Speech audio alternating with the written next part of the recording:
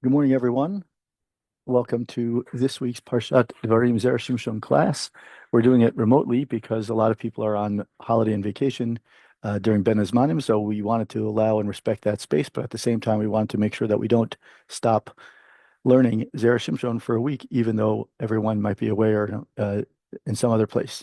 So, with that in mind, Parshat Devarim, also known as Shabbat Chazzon, is always the Shabbat before Tisha B'Av. And that's because of the Haftarah that we read about Chazzan, about Yeshayahu, giving us what's going to happen in the time of the destruction of Beit HaMikdash.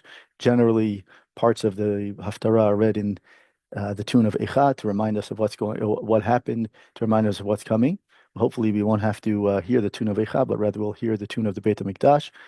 In this week's Zera Shimshon Shir, we're going to talk about something about Eretz Yisrael and the value of Eretz Yisrael in general, and what happened at the time of the Miraglim, because it's connected to this week's Parsha that Moshe talks about. But before we go there, let's start with a little bit of a parable, a mashal, right? When we have I recently bought a used car, and since we don't have a lot of, we didn't have a lot of money to spend on the car, I want to go to a person that's reliable, a salesman that's reliable, and ask him for some guidance and what we could do in terms of what we have in terms of uh, the car that meets our price. So, we went to our car salesman, and he offered us about when we got there, he gave us some offers of advice about what cars are available, what's within our price range, and what's good about each one. So we asked him about we asked him what we're looking for. He asked us what we're looking for.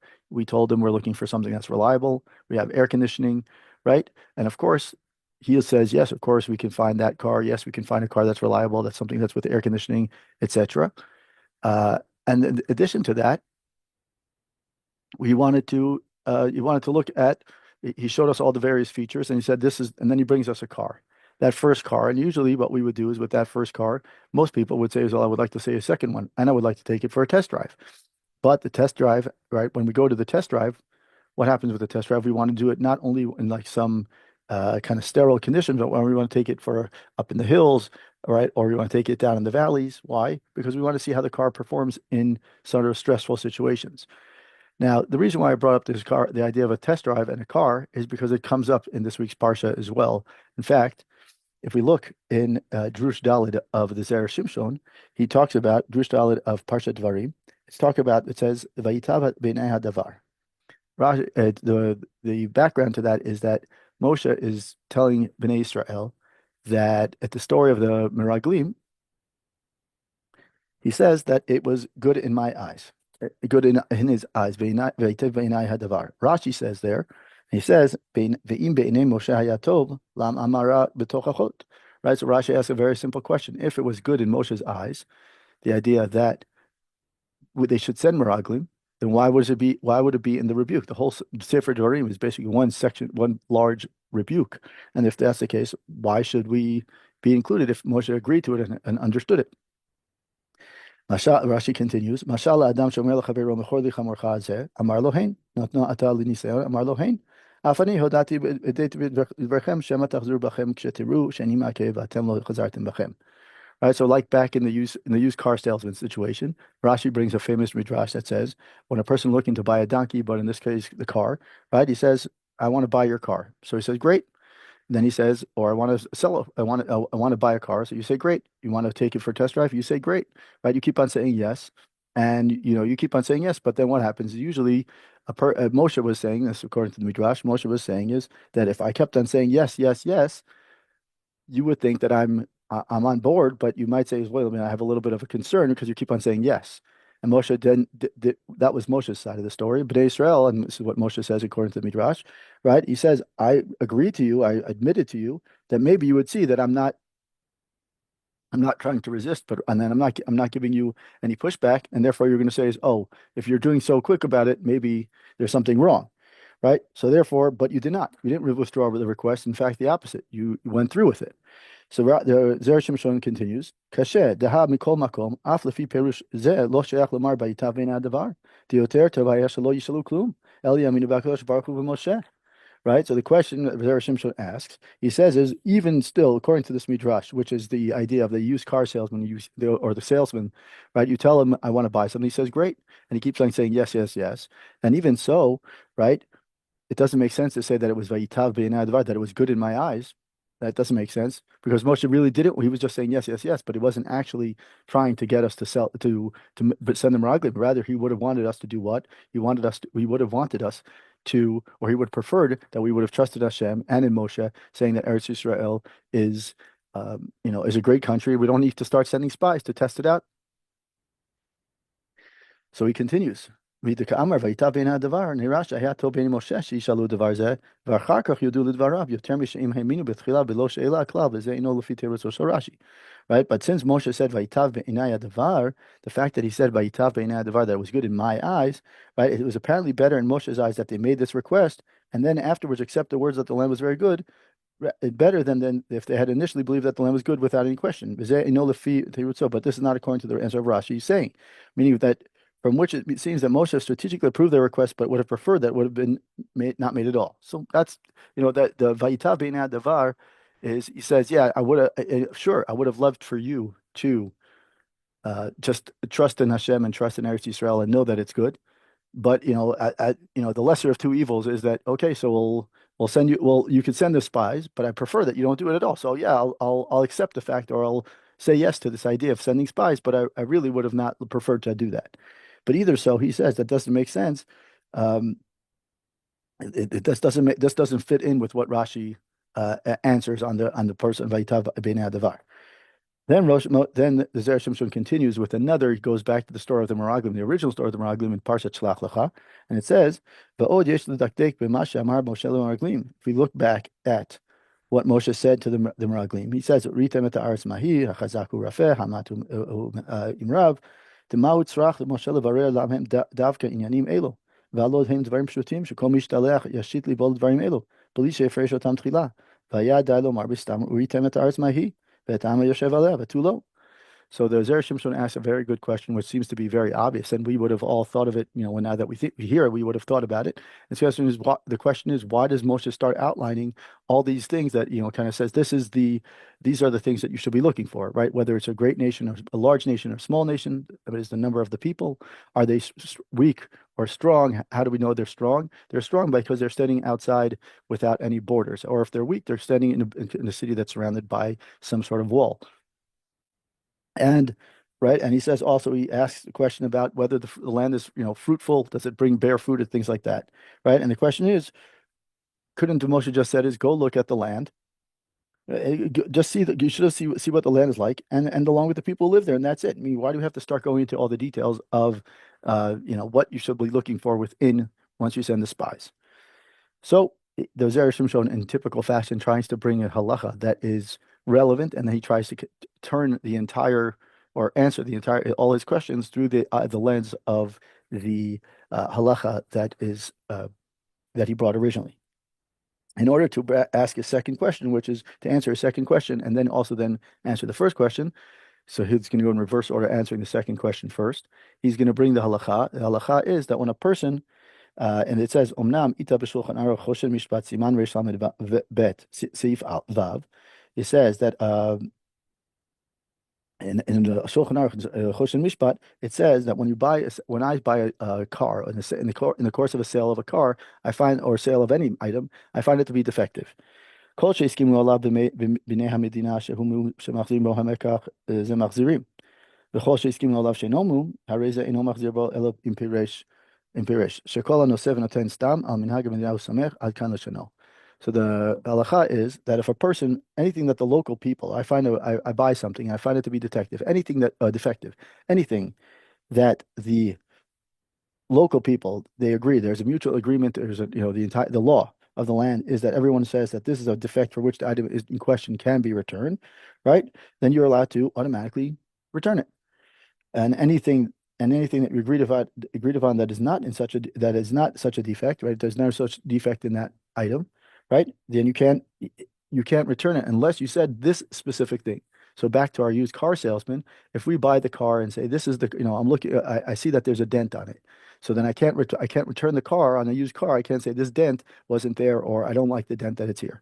If I buy a brand new car and then I realize that the wheel fall, the wheel, the hubcap is falling off or the engine light keeps on coming on, and that's within the normal agreed upon conditions, whether it's the terms of conditions of the sale or we buy, we add lines onto our contract or things like that, that's fine. But if it's not within the terms of conditions of the contract, then we can't go back and we don't have rights. We don't have a halachic right to go back.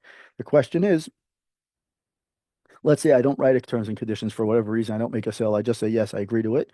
And then I have to go back. Then the law is that I have to go, the halacha is that I have to use the law of the land, whatever people have approved that that's normal within the normal range of things that we can ask for refund or things that we can ask for back, then those things are approved. Everything else, we're not within the guidelines.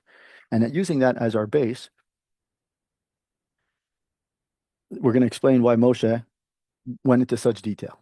And I think this is really kind of atypical, but also kind of shows us the sheer magnitude of knowledge that Zera Shimshon, how he applies this halacha to this situation. And it continues to Zera Shimshon. It seems that when Bnei Israel went to Moshe to send the spies, they reached a mutual agreement that said these are the defects or these are the things that we should be looking for, right? Might be the Hainu im yesham harov am, right? Except they might see they consider a defect if there's a lot of people. Imu chazakim, Hainu sheishvu beprazim, shehu siman shemasar lehem lerot imu chazak, k'mo sheparash Rashi beparshat shalach lecha. Right, and he says one of them would be that how many people, the number of people that would be considered a defect, or if they're strong, that meaning that they live in open cities, right? That's also Rashi in Parshat Shlach says that's a sign that they are strong because they're not scared of people. If they were weak, they would be scared. They'd be surrounded by a wall. Right? It will also be considered a defect or a lack in the Eretz Yisrael chas v'chalila if the land was lean, meaning that or right? If there doesn't have trees.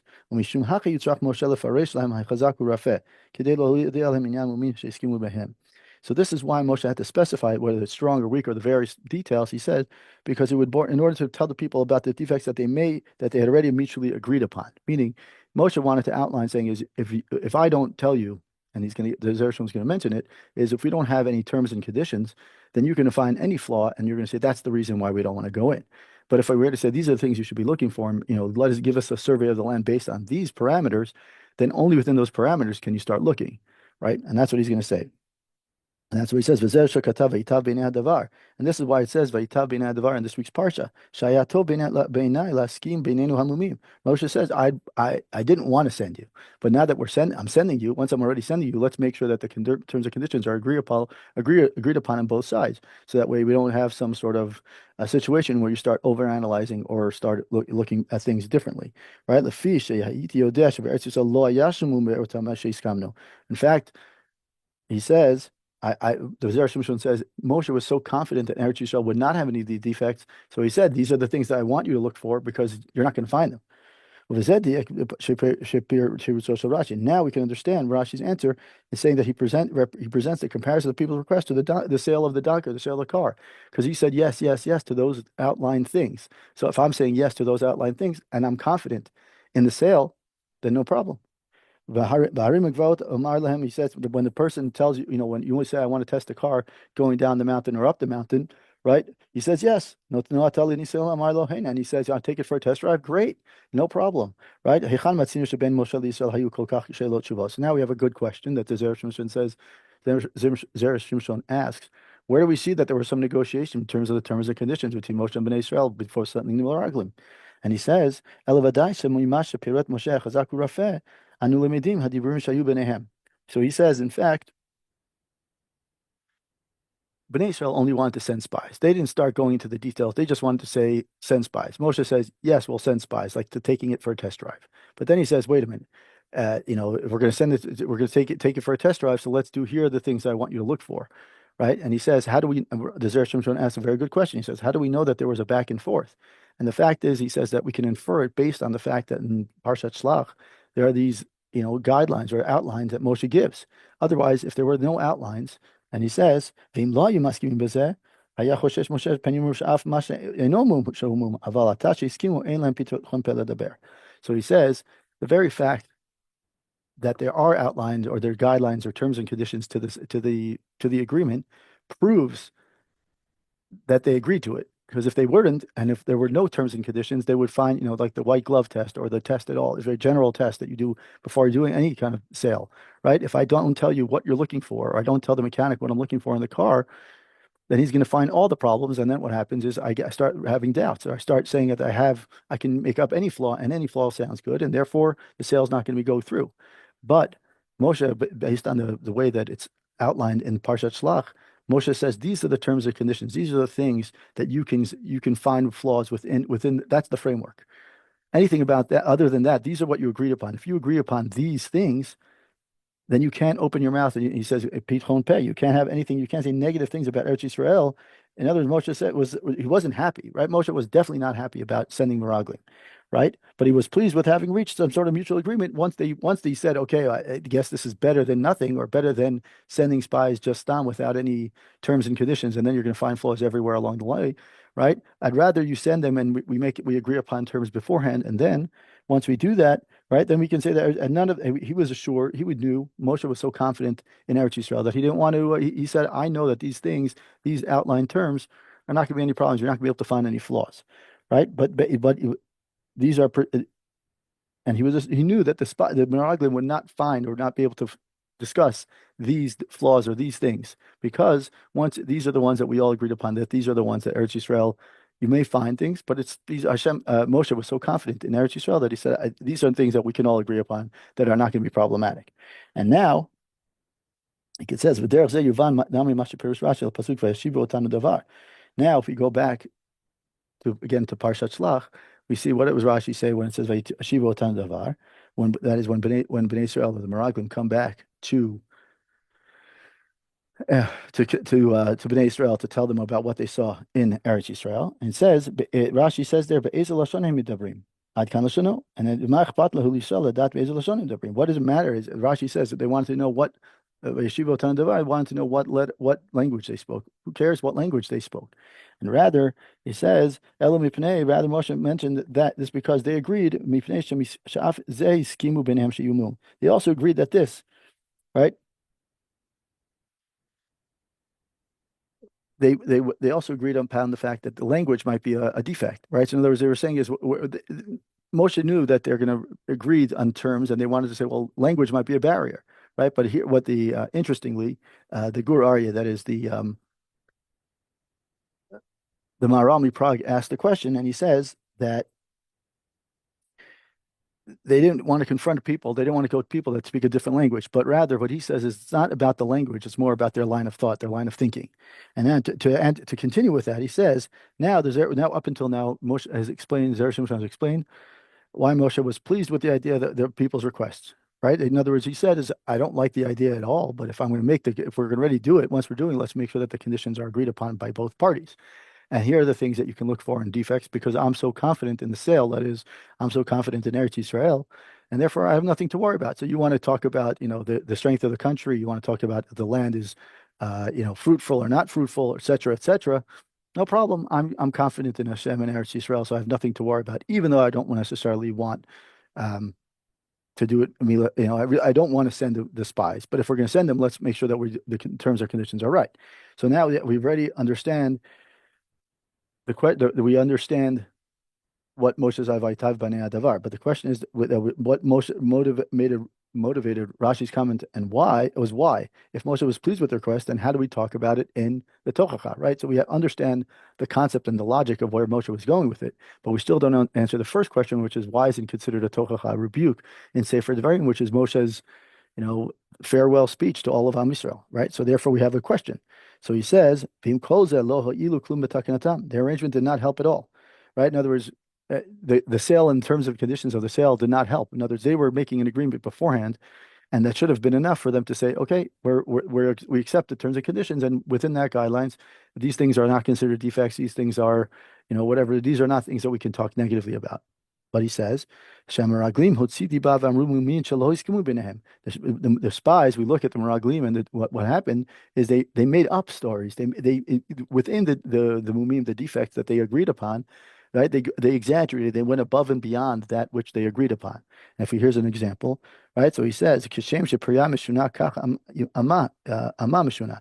Right? When they came back, we bring back these enormous fruits. That's a famous, that's one of the famous icons or pieces of information from the Miraglim, is they bring back this enormous fruit and say, just like this fruit is unusual, so are its people unusual, right? So he's saying is, אפילו שראו שהיו יושבים במצרים, שזהו סימן שהסכימו להכיר להם שהם חלשים, right? Even though they say, look, this fruit is massive fruit, which already is, part one is already answers the question whether they have fruit or not, or there's good fruit, or is it a barren land? That's part one. But not only they say the fruit is unusual, which is kind of taking and twisting the information, which is what they agreed upon. Not only that, they say the nation is strange. What does that mean? The nation is strange. Rashi there says that they are living in fortified cities, which is a sign of weakness. But that sign of weakness, they used it to their advantage. Instead of saying is they're a weak nation, we can conquer them, which is what they should have said, because that was in the agreed upon terms and conditions. They said is no, the fruit is large and strange, so too are the people, right? And therefore they took that same piece of information and negatively spun it around Eretz Yisrael. This is the sign that they grew upon that they were weak. Even though they saw that they were weak, meaning that the city was fortified and the people were living in a walled city, which would be a sign of weakness, they said, no, they're greater than us. So they took that same information and spun it to their advantage, to their, narrative that they wanted. They still said they are stronger than us. So this is the reason why Moshe put it in the Tochachot. It's not that Moshe wasn't okay with, I guess in some ways better, like I said, lesser of two evils, that they send the Meraglim, but under the terms and conditions. But if once they've said that they agreed upon it, then you can't start, weaving a narrative. But that's exactly what Am Yisrael did, or the Meraglim did. The Meraglim saw and agreed and said, yes, we're going to we're going to follow the narrative that we agreed upon, Moshe. But then they spun it in their own way, and instead of just accepting that piece of information and saying here are the facts, they started telling a narrative, and they were scared. And that maybe it was fear, maybe it was something else, but that spinning of narrative is what caused Moshe to put it to include the Meraglim. And the fact that it says Veitav beinai davar is that I agreed to certain things, but what you took it is to the next level. You took it to spin a new narrative, which is not something that was agreed upon, and it's for that reason that Moshe includes it in the Tochachot. And also, I believe that is also something for us to learn for around Tisha B'Av. One of the reasons, besides for Avat Chinam that we have to kind of do tikkun, we also have to do is Avat, Avat Chinam doesn't necessarily only mean about other people. It also means about Eretz Yisrael. It means about what we say about Eretz Yisrael and what we and how we speak about Eretz Yisrael. And I don't remember which Rav it is, but I believe it was Rav Kook, but I'm not sure. He said that anyone who says anything negative, and he says if we compare our life to the life in Galut and say, oh, there is better, or it's great, the fruit there is great, or the things there are better, then we're in some ways talking negatively about Eretz Yisrael, right? If we're making comparisons, we should be saying Hashem gave us this land, and the land that we have here is filled with bracha, and there's lacking things in Galut that we have here. And we should never be saying is, oh, in America it's better, or in Galut it's better, or there they give us, prices are cheaper, or whatever it is. We should never making those comparisons, right? Hashem gives the bracha to Eretz Yisrael first, and then goes to the Galut, and then goes to other places. So we should be looking at it from that perspective, and always looking at it as saying is that Eretz Yisrael, and we shouldn't be spinning things around to talk negatively. And in fact, nowadays, even more so, when we are pushed against the wall with our enemies, we shouldn't be saying that Eretz Yisrael, whether it's the people of Eretz Yisrael, whether it's the land of Eretz Yisrael, whatever it may be, we shouldn't be talking negatively about it. We should try our best to talk positively, find positive stories and positive narrative, so that way we're not ourselves contributing to the fact that Eretz Yisrael is still not in a complete way. So at Hashem, that this week and continue our learning, we should also see the Geulah soon, and we also should see the Nechama of Yerushalayim, and hopefully we have an easy and meaningful fast. Have a wonderful Shabbat.